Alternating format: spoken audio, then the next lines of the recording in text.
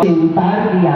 उन्होंने कहा बेटा संसार में एक ही गोद है जहां से कोई किसी को उतार नहीं सकता।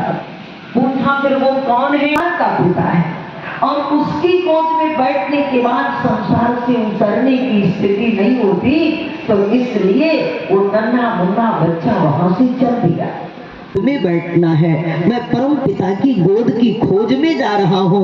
तो उसने कहा नारद बाबा ने, एक काम करो, जब तक उस नाम का जप नहीं करोगे तब तक उस परम पिता को पाओगे नहीं, और जब तक परम पिता आएंगे नहीं फिर तुम्हें गोद में बैठाएंगे कैसे?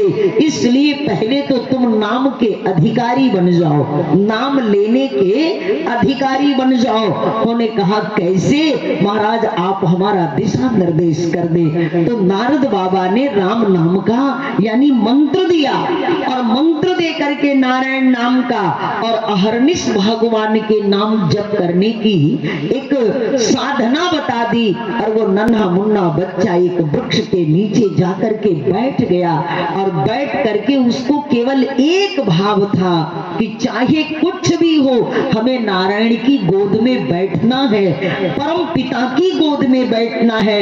वो छोटा सा बच्चा एक पेड़ के नीचे बैठकर कठिन तपस्या में लयलीन हुआ। सामान्य जंगल के पशु पक्षी और नाना प्रकार के बहुत सारे व्याध जो है उसे परेशान करते, लेकिन अंत में एक पल भी डिगा नहीं पाए बच्चे को। और अंत में हुआ क्या, जरा ध्यान से आप लोग सुनना, कि वो छोटे से बच्चे के हट के आगे नारायण को झुकना पड़ा। आदि नारायण पर ब्रह्म परमेश्वर को प्रकट होना पड़ा। और जब भगवान प्रकट हुए तो भगवान चतुर्भुज रूप में प्रकट हुए, और चतुर्भुज में शंख चक्र गदा पद्म धारण किए हुए जब वह नारायण उस नन्हे मुन्ने बच्चे के सामने प्रकट हुए तो उस बच्चे ने कहा हमारे पास तो स्तुति करने की विधा नहीं है, आपको प्रसन्न करने के लिए हमारे पास कोई शब्द नहीं है। हे प्रभु मैं बहुत छोटा हूँ, नन्हा मुन्ना हूँ, बच्चा हूँ, मुझे कुछ आता नहीं। भगवान ने अपने शंख से उनके कपोल को स्पर्श कराया, जैसे ही स्पर्श कराया वेद ध्वनि वो नन्हा मुन्ना बच्चा करने लगा। अंत में भगवान ने उठा करके गोद में बिठा लिया। ध्यान दीजिएगा, गोस्वामी जी ने मानस में लिखा, उन्होंने कहा, गोस्वामी जी ने मानस में लिखा कि अगर नाम जप करने की विधा कैसे करनी है, अगर सीखना है तो आप इस कथा से देख लो कि ध्रुव सगलानी जपे वो हरि नाम, केवल भगवान का नाम तो जपा। आप विचार करो, लोगों को कई जन्म लग जाते हैं भगवान को मिलने में, और उस नन्हे मुन्ने बच्चे ने थोड़े दिन की ही तपस्या में नारायण की गोद में बैठ लिया।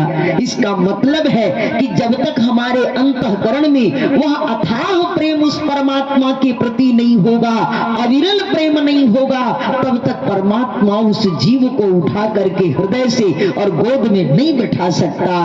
बाबा ने लिखा कि ध्रुव सगलानी जपऊ हरि नाम पायऊ अंचल अनुपम ठाऊ। भगवान ने अपनी गोद में भी बिठाया और वरदान भी दे दिया, जाओ तुमको हम एक ऐसा लोक दे रहे जो सभी लोकों से परे है और सभी लोकों से ऊंचा लोक है। आकाश में आज भी आप सभी लोग ध्रुव तारा देखते हैं, वह ध्रुव जी महाराज का लोक है। कहा जाता है कि जीवन में भगवान के नाम के प्रति हमारे अंतःकरण में विश्वास तो हो जाए।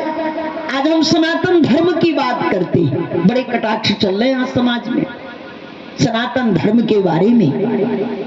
बहुत सारे मानस की अर्धालियों पर बहुत सारी व्याख्याएं समाज में चल रही हैं, लेकिन एक बात पर आप लोग विचार करिएगा, हमारे सनातन धर्म में बाबा तुलसी ने यह बताने का प्रयास किया कि सनातन का मतलब क्या होता है। सनातन का मतलब होता है पुरातन, यानी जो हमारे जन्म से पहले था और हमारे मरने के बाद भी रहेगा, और जिसकी हमारे जीवन में हर क्षण हर हर पल जिसकी सख्त आवश्यकता है, उसी का नाम है सनातन धर्म।